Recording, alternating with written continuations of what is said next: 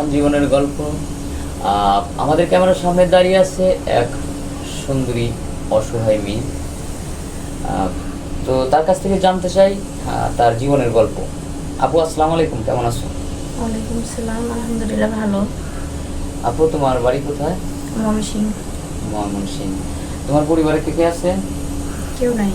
কেউ নাই? বাবা মা আত্মীয় স্বজন কেউ নাই? না, না, নানুর বাড়ি বড় হয়েছে। নানুর বাড়িতে বড় হয়েছে। হ্যাঁ। মানে কত বছর বয়সে তোমার বাবা মা মারা যায়? তোমার বয়স তখন কত? এমন না আমি দেখি নাই। দেখে নেই বলতে ওই সময় হয়তো তোমার ছোট মনে নেই, ছিলাম। খুব হ্যাঁ, ছোট, হয়তো ছোট ছিলাম। কথা শেখো নাই এরকম। জি, বাবা মা কি একসাথে মারা যায় না কিছুদিন আগ পাশ? এক পাস। কতদিন ধরে?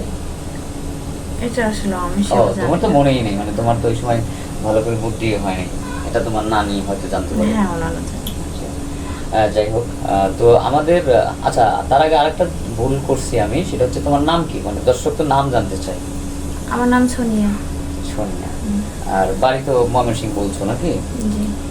আচ্ছা, এখন আমাদের ক্যামেরার সামনে মানে কেন আসছো?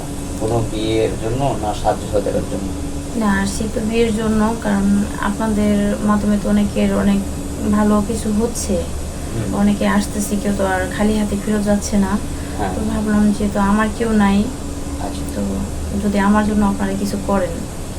যাক, আমরা আসলে কিছু করতে পারবো না, করবে হচ্ছে সৃষ্টিকর্তা, যিনি আমাদের সৃষ্টি করছে। আমরাও ছিলাম মাত্র। তবে আমাদের এখানে এসে কেউ মানে ফিরে যায় নাই, নিরাশও হয় নাই। কোনো না কোনো উপায় আমরা বের করে দিয়েছি। যাই হোক, আমরা চেষ্টা আছি বা চেষ্টা করব, যেহেতু আমাদের কাছে আসছো, নিরাশ হবে না। তো আমরা ভিডিওটা পাবলিক করার পরেই অনেকেই নক দিবে। তো তোমাকে পাবে কিভাবে? আমার তো ফোন নাই, তো আপনাদের মাধ্যমে আমার আর কি আচ্ছা, আসতে হবে, কারণ আপনাদের সাথে যোগাযোগ করলে আমার পাওয়া যাবে। আচ্ছা। না, আমি তো এখানে যেহেতু আসছি, আমি আবার আসবো।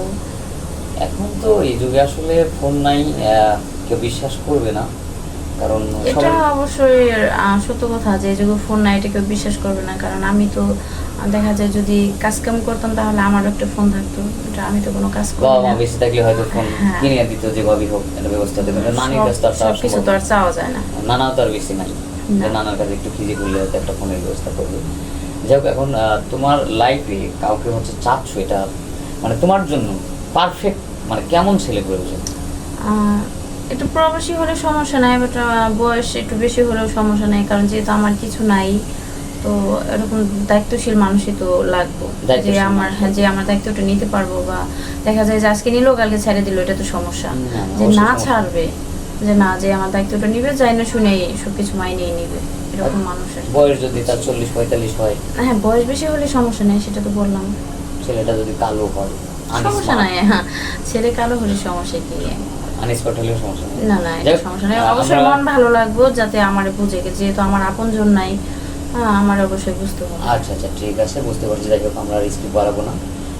আপনারা শুনলেন অসহায় মেয়েটির কথা। তার কোনো ফোন নাম্বার নেই, আমাদের স্ক্রিনে নম্বরটা দেওয়া থাকবে, কেউ অযথা ভিডিও কল দিবেন না। আর সবারই শুভ কামনা করে বিদায় নিচ্ছি। আল্লাহ হাফিজ।